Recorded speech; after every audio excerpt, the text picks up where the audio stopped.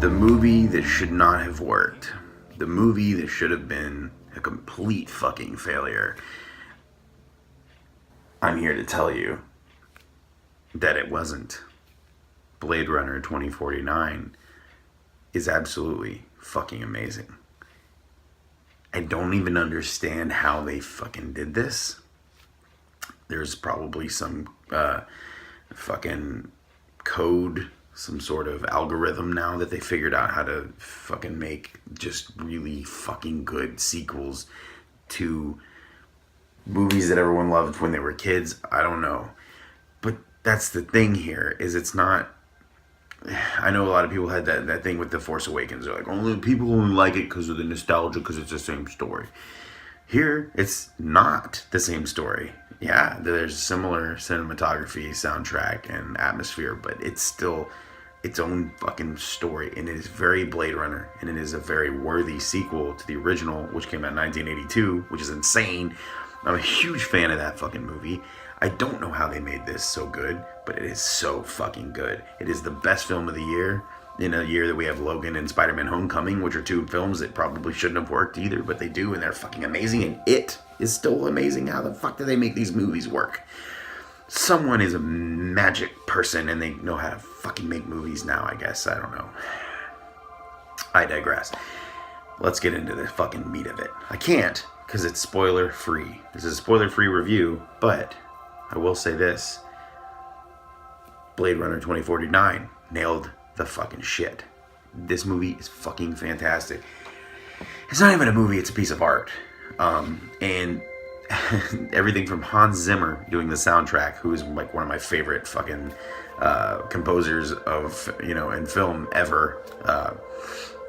But Hans Zimmer's known for more of his, like, he does like Batman, he did The Dark Knight and The Last Samurai and stuff like that are a little more epic, whereas, not saying that Blade Runner is not epic, but this is epic in a different way. Lots of heavy synthesizers and dark, atmospheric, droning tones, and just weird,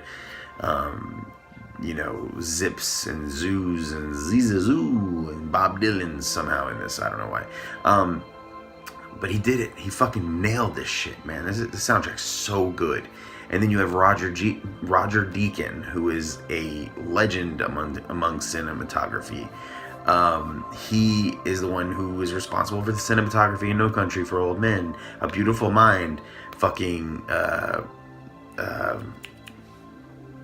other movie, fucking Fargo, and tons of shit. And he is like never won an Oscar.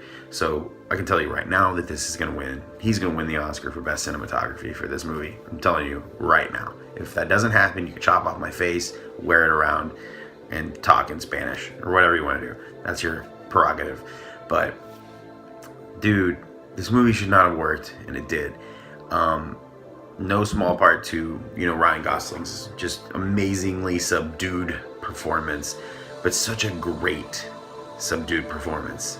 And he's so he had to have so many subtle cues, his subtle facial, he just does such a great job. And this is like the Notebook dude, you know what I mean? The La La Land and shit, like the fucking heartthrob.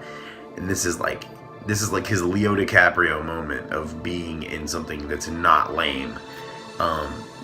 Drive was awesome, but yeah, fucking hell. Such a fantastic film. I cannot speak highly enough of it, but if I tell you too much, it's going to get into spoiler territory.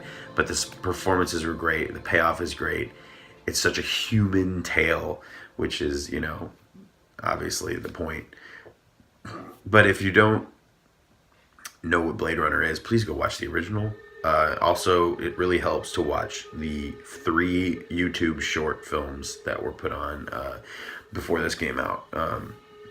They're kind of little prequels. It kind of explain what happened between the original Blade Runner and then 2049. But absolutely fantastic, stunning, just use of everything. But I will say, I wouldn't see this without seeing the original, because a lot of stuff isn't going to really hit home with you, isn't going to strike the right chords unless you exactly know what you're going into. So, thank you for watching.